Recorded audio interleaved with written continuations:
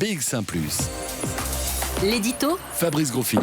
C'est une situation qui finit par être agaçante, usante, fatigante. Ce matin, j'ai donc décidé de bloquer sur les réseaux sociaux un militant de la cause anti-vax. C'est pas la première fois, c'est vrai. C'est sans doute pas la dernière.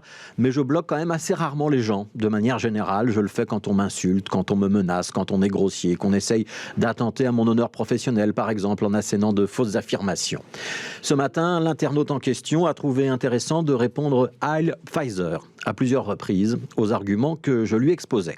Et je signale que ce dialogue avait commencé à son initiative puisque c'est lui qui avait commencé à commenter mes publications en utilisant des arguments fallacieux. Ce qu'on appelle désormais des fake news depuis l'ère Donald Trump. Je lui ai donc fait très poliment remarquer que ce qu'il affirmait était faux et je lui ai même renseigné des références pour qu'il puisse se documenter sérieusement sur la question qu'il abordait. La réponse fut donc Heil Pfizer. Alors évidemment, cette référence au nazisme, elle est déplacée. Conseiller même fortement la vaccination pour sauver des vies, c'est très loin d'organiser un convoi dont le terminus serait un camp de travail ou une chambre à gaz. Mais c'était pour mon interlocuteur une manière de ne pas répondre à des arguments rationnels, une incapacité à mener le débat sereinement. Alors plutôt que de continuer à échanger des arguments, prendre le risque d'être contredit, entrer dans une logique de dialogue où on prenait tous les deux, lui et moi, le risque de devoir nuancer notre position, la défendre, peut-être même changer d'avis. Cet internaute a préféré m'excommunier avec une insulte et moi j'ai donc pris la décision de le bloquer. Parce que mon métier c'est de donner des informations, de les vulgariser pour les faire comprendre au plus grand nombre, de les commenter lorsque je m'exprime au travers d'un éditorial comme maintenant, et je n'ai aucun problème à pouvoir discuter de ces informations sur base d'arguments. En revanche, je ne suis pas prêt à me faire traiter de nazi par quelqu'un qui refuse d'admettre une vérité scientifique. Si je vous raconte cet épisode, et je sais que ça va faire ricaner certains, c'est parce qu'il est hélas très représentatif de ce qui se passe sur les réseaux sociaux depuis quelques mois. Et ça vous concerne peut-être, vous qui m'écoutez, parce qu'il y a tellement de choses qui se disent ou qui s'échangent sur le net qu'il devient difficile de démêler le vrai du faux, la science des fake news. Alors le fond du problème avec cet internaute aujourd'hui, c'est quelque chose que je lis et que j'entends très souvent chez ceux qui ne veulent pas se faire vacciner ou qui hésitent à le faire. Et vous avez sûrement entendu et lu aussi, et peut-être même que vous n'êtes pas loin de le penser. C'est l'affirmation selon laquelle le fait d'être vacciné ne protégerait pas du virus et n'empêcherait même pas de le transmettre. Et on vous cite souvent des tas de chiffres ou des exemples pour vous prouver que c'est vrai. Et c'est en partie vrai, bien sûr. Moi aussi, je connais effectivement des gens, y compris dans mon entourage, qui ont été infectés alors qu'ils étaient vaccinés. Et donc oui, la protection du vaccin n'est pas à 100%, et on a d'ailleurs toujours dit que ce n'était pas le cas. Ce que dit en revanche la science aujourd'hui, c'est qu'une vaccination complète, les 2 doses, avec un vaccin ARN messager, comme celui de Pfizer, réduit le risque d'infection de 85%.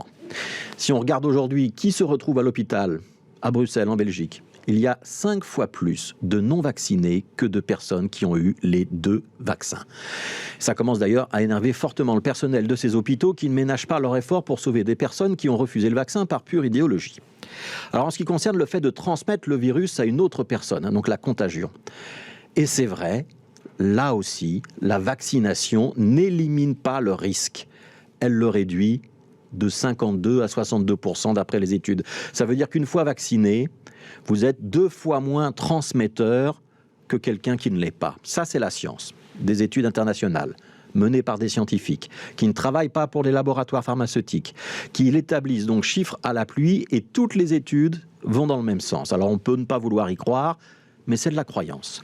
Ce n'est pas rationnel. Alors à tous ceux qui doutent, qui se posent des questions, j'ai envie de dire, ne suivez pas aveuglément les anti-vax. Méfiez-vous de ce qui se dit sur les réseaux sociaux. Renseignez-vous, informez-vous, croisez les sources, établissez qui est digne de confiance. Moi, je suis journaliste.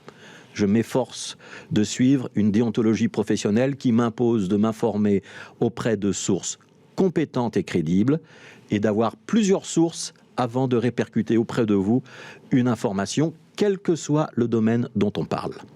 Vous n'êtes malgré tout pas obligé de me croire. Mais dans ce cas-là, on peut vous conseiller de vous informer, de consulter des personnes compétentes, des médecins, des scientifiques reconnus, des organes officiels. Pas de suivre aveuglement ce qui se dit sur les réseaux sociaux à coups de slogans ou de grandes phrases grandiloquentes. Parce que derrière ces grandes phrases, quand on commence à avancer des arguments, des chiffres, on retrouve un L Pfizer et une porte qui se ferme. La discussion est terminée. Ça s'appelle de l'embrigadement ou de la manipulation, si vous voulez employer un autre terme. Et qu'on le fasse parfois avec de l'humour, et parfois même avec du talent, parfois avec de la haine, en refusant le dialogue, en jouant sur le rejet des élites, en ajoutant une dose de populisme, en affirmant par exemple que les journalistes sont tous des vendus ou les médecins des incompétents.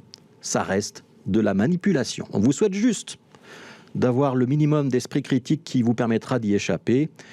Et moi, en ce qui me concerne, les gens qui m'insultent ou me méprisent, j'ai plus envie de leur répondre.